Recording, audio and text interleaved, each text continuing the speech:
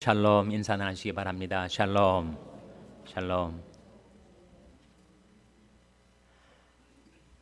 제가 휴가를 잘 다녀왔습니다. 3대 캐년을 돌아보고 왔습니다. 제가 자주 안 가더라도 다 잘들 있더라고요. 제 얼굴빛이 구릿빛이 난다 그런 분도 계시고 캐년 냄새가 난다 그런 분도 계시는데 아직 그 정도 수준까지는 못 간 것 같습니다. 제 부주 중에 교회를 위해서 저를 위해서 기도해 주신 것 감사드리고 또 강단을 지켜주신 우리 새 목사님들께 감사를 드립니다. 한 가지 기쁜 소식은 여러분이 위해서 많이 기도해 주시던 러시아의 강태원 선교사님이 무사히 석방되셨습니다. 바로 지난주 화요일 4월 2일자 재판을 받고 이제 자유의 몸이 되셨어요. 시편 146편에 여호와께서는 갇힌 자를 해방하시며 하신 말씀이 나오는데 하나님께서 우리 기도를 들으시고 그 약속의 말씀대로 우리 강태원 선교사님을 자유케 해주셨으니 그를 통해서 러시아 땅에 더 놀랍게 활발하게 복음의 씨앗이 뿌려질 수 있도록 여러분 계속 기도해 주시기를 바랍니다. 사람이 밥을 먹지 않으면 며칠을 살 수가 없죠. 호흡을 하지 않으면 몇 분을 더 살 수가 없습니다. 그러나 소망이 없으면 우리는 단 한순간도 살 수가 없습니다. 그래서 케르케고르라는 덴마크의 철학자는 말하기를 절망은 죽음에 이르는 병이다 라고 말한 바가 있습니다. OECD 여러 나라들 중에서 한국의 자살률이 제1위입니다. 미국과 한국을 비교해보면 미국만 해도 1년에 자살해서 죽는 사람들이 3만 명이 된다고 그래요. 그러니까 하루에 80명씩 죽어간다고 합니다. 한국은 어떤가? 한국은 하루에 한 40명이 죽습니다. 1년에 한 15,000명이 죽는데 미국보다는 자살자 수가 적지만 자살률로 따지면 훨씬 더 높다는 거예요. 왜 극단적인 자살이라는 방식을 취해서 그 고귀한 생명을 마감할 수밖에 없는가? 절망 때문이란 말이죠. 가까이 남가주에 있는 세들백 교회의 릭 워린 목사님의 아들이 지난 금요일 날 자살을 했어요. 27세라는 매튜 워린이라는 아들이 죽어서 그 부모의 마음이 얼마나 참담하고 고통스러웠겠습니까? 자식을 앞세우는 참척이죠. 한 10년 됐다고 그래요. 이 정신병 그리고 아주 지독한 우울증과 자살 충동. 그래서 지난 금요일에도 가족들하고 즐거운 시간 갖고 집에 돌아가서 갑자기 밀려온 자살 충동의 물결에 휩쓸려서 죽었다고 합니다. 그래서 오늘은 이 소망과 절망, 어떻게 우리가 절망을 극복하고 소망 가운데 살아갈 수 있을 것인가 하는 주제를 가지고 함께 말씀을 생각해 보고자 합니다. 먼저 오늘 본 말씀 11절 같이 읽겠습니다. 예레미야 29장 11절 말씀 같이 읽겠습니다. 시작. 나 여호와가 말하노라. 너를 향한 나의 생각은 내가 하나니 재앙이 아니라 곧 평안이요 너희 장래에 소망을 주려 하는 생각이라. 나 여호와가 말하노라. 너를 향한 나의 생각은 내가 안 하니 재앙이 아니라 곧 뭐라고 했습니까? 평안이요 너희 장래에 무엇을 주려 하는 생각이라고요? 소망을 주려 하는 생각이라. 소망하고 소원하고 어떻게 다르죠? 우리는 소망을 가질 때도 있고 또 소원을 가질 때도 있습니다. 그 소망과 소원의 차이가 뭘까요? 소원은 육신적인 소원을 갖게 될 때가 많죠. 반면에 소망은 영적인 것입니다. 소원은 현세적인 소원을 갖게 될 때가 많아요. 그러나 소망은 종말적입니다. 우리 소원은 소원을 품지만 그 소원대로 다 이루어지지 않을 경우가 많아요. 이런저런 소원과 꿈을 가지고 살지만 그 꿈이 허망한 꿈으로 끝나고 말 경우가 많이 있습니다. 너희가 얻지 못하면 구하지 아니하며 구하여도 얻지 못하면 정욕으로 쓰려고 잘못 구함이니라. 그래서 우리 소원은 육신적이고 현세적이고 정욕에 물들 때가 많습니다. 반면에 소망은 영적이고 종말적인 것이고 그것은 하나님이 주신 거죠. 그래서 그 소망은 반드시 이루어질 때가 있습니다. 로마서 5장 5절 말씀에 소망이 부끄럽게 아니함은 우리에게 주신 성령으로 말미암아 하나님의 사랑이 우리 마음에 분바됨이니, 그런 말씀이 나오는데요. 소망이 부끄럽게 아니한다. 어떤 뜻일까요? 우리가 소망을 품고 사는데 그 소망이 나를 실망시키지 않는다는 겁니다. 비록 때는 다르지만 내가 기대하던 때와 방식으로 그 소망이 성취되지는 않을지라도 그 소망이 나를 실망시키지 않고 나를 배반시키지 않고 하나님이 주신 소망이기 때문에 때가 이르면 그 소망이 이루어진다는 거예요. 그 장차 이루어질 그 소망의 현재적인 약속이 바로 성령으로 말미암아 우리 마음에 부어진 하나님의 사랑이라는 거예요. 하나님께서 나를 어떻게 사랑하시는가를 현재 우리가 경험하며 살아갈 때 비록 내가 처한 삶의 여건, 환경은 답답하고 괴로울지라도 우리가 소망을 붙들고 소망을 품고 소망을 향해서 살아갈 수 있게 된다는 거예요. 소망이 부끄럽게 아니함은 우리에게 주신 성령으로 말미암아 하나님의 사랑이 우리 마음에 부은 바 됨이니. 그래서 여러분, 소망은 하나님이 우리에게 보여주신 겁니다. 뭐를 통해서 보여주시는가? 계시를 통해서 보여주시죠. 예수님께서 마태복음 11장에 보면 이렇게 기도를 하셨습니다. 천주의 주제이신 아버지여, 이것을 지혜롭고 슬기 있는 자들에게는 숨기시고 어린 아이들에게는 나타내심을 감사나이다.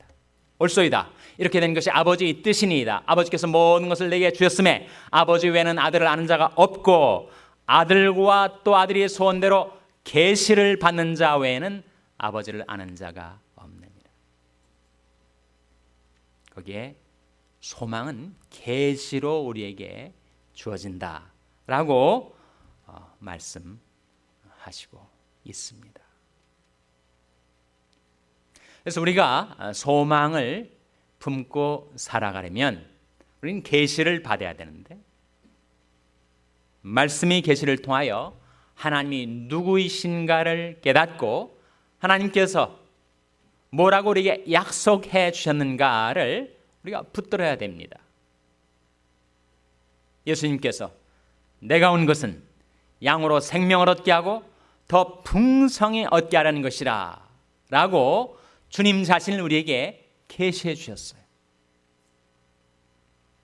도적이 오는 것은 도적질하고 죽이고 멸망시키려는 것뿐이요, 내가 온 것은 양으로 생명을 얻게 하고 더 풍성히 얻게 하는 것이라. 예수님은 우리에게 생명과 풍성한 삶을 주기를 원하십니다. 여호와께 감사라. 그는 선하시며 그 인자하심이 영원함이로다. 하나님이 누구이신지, 예수님이 누구이신지 우리가 말씀을 통해서 계시를 받을 때 우리는 소망을 품고 살게 돼요. 하나님이 이렇게 선하신 분이시구나, 이렇게 영원하신 인자하심으로 나를 돌보고 계시는 것이구나.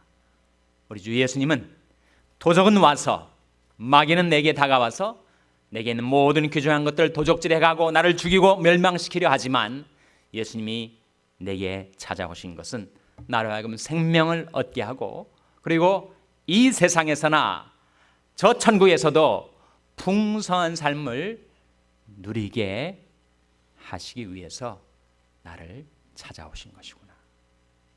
말씀의 계시를 통해서 우리가 하나님을 알 때, 예수님을 알 때 우리는 나를 둘러싼 삶의 조건이 아무리 암담하고 절망적이라 할지라도 그 계시에 근간 소망을 품고 살아갈 수가 있게 된다는 거예요.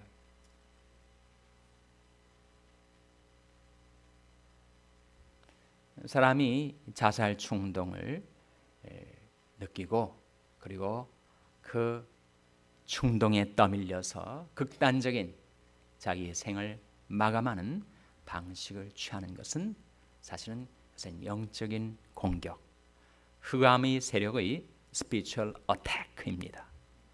방어해야 됩니다. 그 흑암의 세력의 그 압도적인 공격을 과연 연약한 인생이 어떻게 극복해낼 수가 있는가? 하나님께서 이 말씀으로 계시해 주신 것입니다.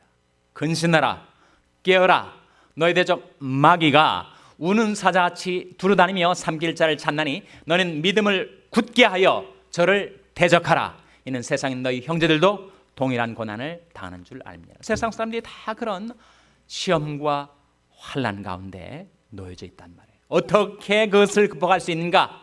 믿음을 굳게 하여 저를 대적하라. 흑암의 세력이 영적으로 나를 공격해 오려 할 때 근신하여 깨어 있어서 믿음을 굳게 하여 그를 대적해야 되는데, 믿음을 굳게 한다는 것이 구체적으로 어떤 의미일까? 내 의지력을 굳세게 하라는 말씀일까? 그것은 하나님께서 우리에게 주신 약속의 말씀을 믿음으로 굳게 붙들라는 그런 뜻입니다. 말씀을 놓쳐버리면 우리는 연약해질 수밖에 없어요. 살리는 것은 영이니 육은 무익하니라. 내가 너희에게는 말이 영이요 생명이라. 하나님께서 우리에게 나타내 주신 그 말씀을 붙들 때 그것이 우리 믿음을 굳게 하고 우리를 향하여 달겨드는 흑암의 세계의 공격을 우리가 물리칠 수가 있다는 것이죠.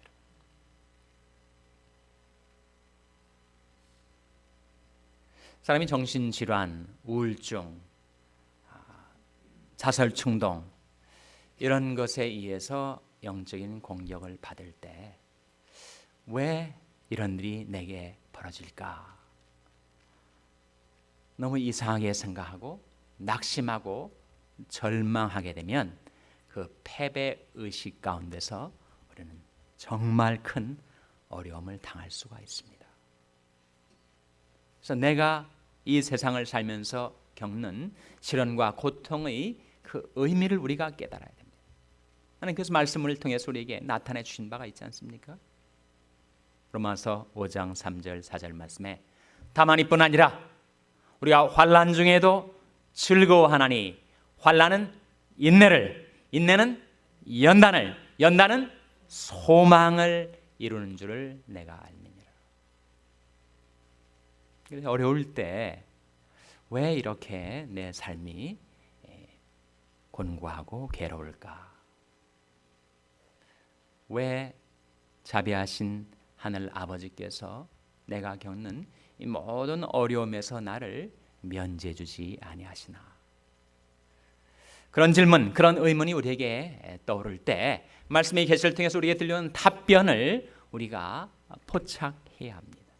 야고보서 1장 2절에서 4절 말씀에 형제들아 너희가 여러 가지 시험을 만나거든 온전히 기쁘게 여기라. 이는 너희 믿음이 시련이 인내를 만들어내는 줄 너희가 알미라. 인내를 온전히 이루라. 이는 너희로 온전하고 후비하여 조금도 부족함이 없게 하려 함이니라.